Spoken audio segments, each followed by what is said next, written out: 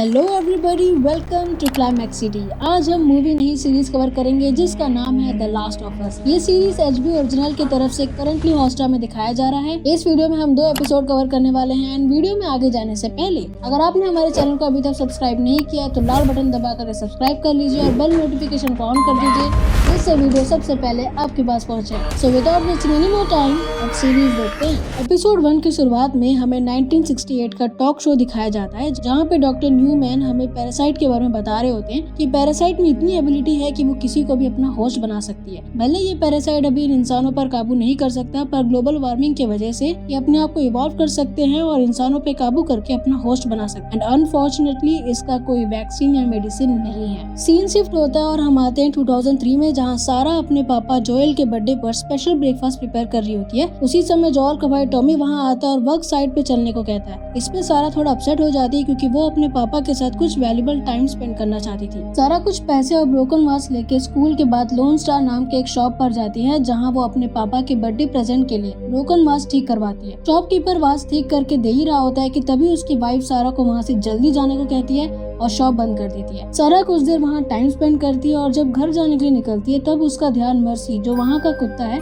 वो old lady जो wheel chair पे बैठी थी, उसे देखकर काफी वियर्ड बिहेव करता है। सारा मर्सी का बिहेवियर समझ नहीं पाती और घर चली जाती है। जोएल एंड सारा रात को मूवी देख रहे होते हैं, लेकिन सारा मूवी देखते देखते गहरी नींद में चली जाती है। तभी जोएल को टॉमी का फोन आता है और वो कहता है कि बार में फाइट होने के कारण उसे पुलिस जेल में डाली हुई है, इसलिए जोएल उसे छुड़ाने के लिए चला जाता है। सारा हेलीकॉप्टर पुलिस सायरन की वजह से उड़ जाती है और कमरे से बाहर आती है, जहाँ उसे मर्सी दिखाई देता है। सारा मर्सी को घर छोड़ने के लिए जाती है, लेकिन वो वहाँ से भाग जाता है। उसका ये अजीब बिहेवियर देखकर सारा खुद चेक करने के लिए नेबर के यहाँ चली जाती है। घर के अंदर जाके सारा देखती है कि ओल्ड लेडी का हस्बैंड खून से लथपथ है। एंड वो दूसरी तरफ देखती है जहाँ वो ओल्ड लेडी घर के एक और मेंबर को मार रही होती है। इतने में वो इन्फेक्टेड ओल्ड लेडी सारा को मारने के लिए उसके पीछे भागने लगती है। सारा भागकर घर से बाहर आती है कि इतने में उसके पापा और टॉमी उसे गाड़ी पे बैठाकर वहाँ से भाग जाते हैं। जोएल बताता है कि पूरे शहर में वायरस फैला हुआ है, जिसकी वजह से पूरे लोग एक दूसरे को मार के उन्हें इन्फेक्ट कर रहे हैं। वो तीनों शहर से भागने की कोशिश करते हैं, लेकिन पुलिस वाले एंड वो इन्फेक्टेड लोग उनके बीच आते रहते हैं। इसी भागदौड़ के चलते कहीं ब्लास्ट होता है, जिसकी वजह से उनकी कार भी पलट जाती है। ऐसे तैसे वो तीनों कार से बाहर निकलते हैं, लेकिन सारा के एंकल में मोच आने के कारण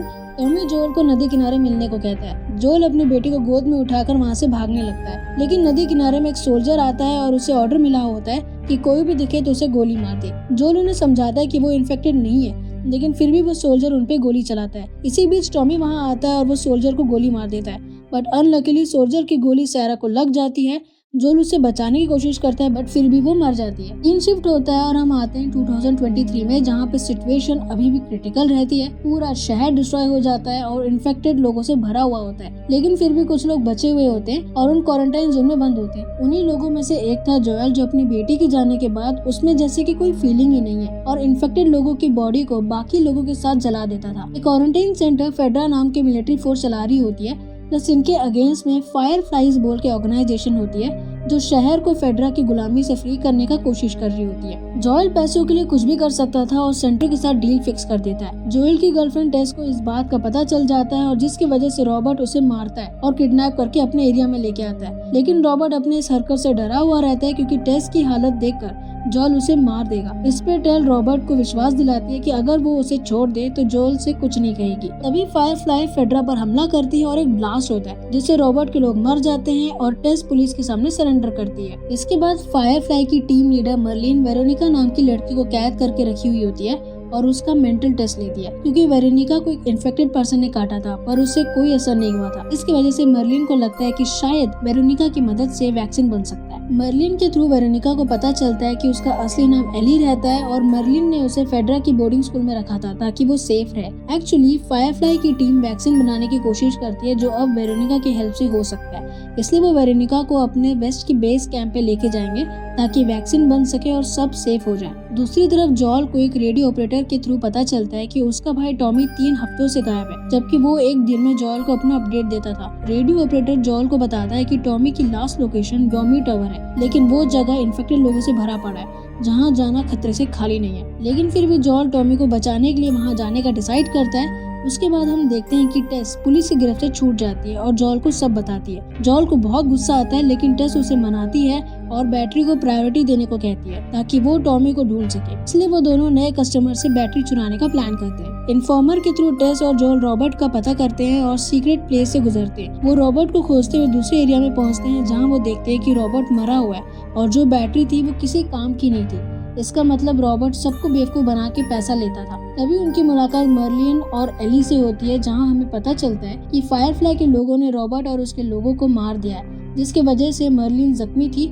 और वेरोनिका को बेस कैंप नहीं लेके जा सकती थी। मर्लिन और जॉल एक दूसरे को पहले से जानते थे, इसलिए मर्लिन जॉल के साथ डील करती है कि अगर वो वेरोनिका को सही सलामत स्टेट हाउस लेके जाए तो वो गाड़ी और बुलेट सब दे देगी। जॉल और टेस मान जाते हैं और एली को लेकर अपने घर आते हैं, जहां वो प्लान करते हैं कि सेंटर से बाहर निकलने के बाद एली को फ्रैंक के टाउन लेके जाएंगे, फिर वहाँ फर्दर डिसाइड करेंगे। तभी एली को पता चलता है कि ये रेडियो के थ्रू कम्युनिकेट करते हैं। अगर रेडियो में 60s का गाना बजा मतलब कोई मैसेज नहीं है, 70s का गाने का मतलब न्यूज स्टॉक आया है और 80s का गाने का मतलब कोई ट्रबल है या किसी तरह की कोई मुसीबत है। रात होते ही टेस, जॉयल और एली सेंटर से बाहर छुप के निकल आते हैं, लेकिन सेंटर के बाहर एक सोल्जर उन्हें रोक लेता है और इन्फेक्शन टेस्ट लेता है, लेकिन एली उस पर हमला कर देती है और सोल्जर गोली चलाने की कोशिश करता है। तभी जॉयल को अपना पास और उसकी बेटी के साथ जो हुआ वो रात याद आ जाता है और जॉयल उस सोल्जर को मारने लगता है। टेस की नजर वायरस नहीं हुई है। फिर वो वहाँ से निकल जाते हैं और इस तरह हमारा एपिसोड 1 यहाँ पे खत्म हो जाता है। एपिसोड 2 की शुरुआत में हमें 2003 जकार्ता इंडोनेशिया में होते हैं, जहाँ एक लोकल रेस्टोरेंट में डॉक्टर रत्ना जो माइकोलॉजिस्ट थी वो बैठी हुई होती है कि वहाँ के 2 पुलिस उन्हें लेके लैब में आते हैं। लैब में उन्हें वायरस का सैंपल टेस्ट करना पड़ता है और वो कहती है कि ये कॉर्डिसिस वायरस इंसानों पर असर नहीं करेगा, लेकिन पुलिस वाले डॉक्टर रत्ना को एक लाश के पास लेके जाते हैं जो उस वायरस के चलते मरी थी। डॉक्टर रत्ना उस लाश की जाँच करती है और उन्हें पता चलता है कि ये किसी के काटने पर इन्फेक्टेड हुई है और इनके गले से वो पैरासाइट निकालती है। पैरासाइट देखकर डॉक्टर रत्ना काफी डर जाती है और वहाँ से भाग जाती है। पुलिस वाले उनसे मदद मांगते हैं और कहते हैं कि इसका वैक्सीन बन सकता है, लेकिन डॉक्टर रत्ना कहती है इसका कोई वैक्सीन नहीं है और अगर सबको बचाना है तो शहर को बॉम्ब से उड़ा दो। उसके बाद हम प्रेजेंट में आते हैं, जहाँ जोल और टेस एली को उसके इन्फेक्शन के बारे में पूछते हैं, लेकिन एली फिर उन्हें वही चीज समझाती कि किसी वजह से वायरस का असर उस पर नहीं होता। जोल उस पर भरोसा नहीं करता और उसे वापस क्यूजेट लेके जाने की बात करता है और टेस उसे समझाती है कि एली के हाथ का निशान देखकर वो उसे मार देंगे। टेस एली से मर्लिन के बारे में पूछती है कि उसने एली को क्यों रखा था। इस पे एली वेस्ट स्पेस कैंप के बारे में और वायरस क्योर करने की वैक्सीन बनाने के बारे में बताती है, जो शायद एली की हेल्प से बन सकता है। वो तीनों स्टेट हाउस के लिए निकल पड़ते हैं और रास्ते में एली टेस को बताती है कि मॉल में इन्फेक्टेड पर्सन ने उसे काटा था। थोड़ी देर के वॉक के बाद एक बिल्डिंग के ऊपर से वो देखते हैं कि बहुत सारे इन्फेक्टेड लोग नीचे जिंदा पड़े हुए हैं और एक दूसरे से कनेक्टेड है। टेस एली को बताती है कि कॉर्डिसिस वायरस की लड़ाई जमीन में फैली हुई है, इसीलिए जब कोई इंसान उस पर पैर रखता है तो बाकी इन्फेक्टेड लोगों को पता चल जाता है और फिर वो उसे मारने के लिए दौड़ आते हैं। इसलिए सारे इन्फेक्टेड लोग और जमीन में फैले वायरस के चलते उन्हें शॉर्टकट लेना पड़ता है, जो म्यूजियम से गुजरता है। वो म्यूजियम के अंदर जाते ही एक डेड बॉडी देखते हैं जिसे किसी ने अभी मारा हो।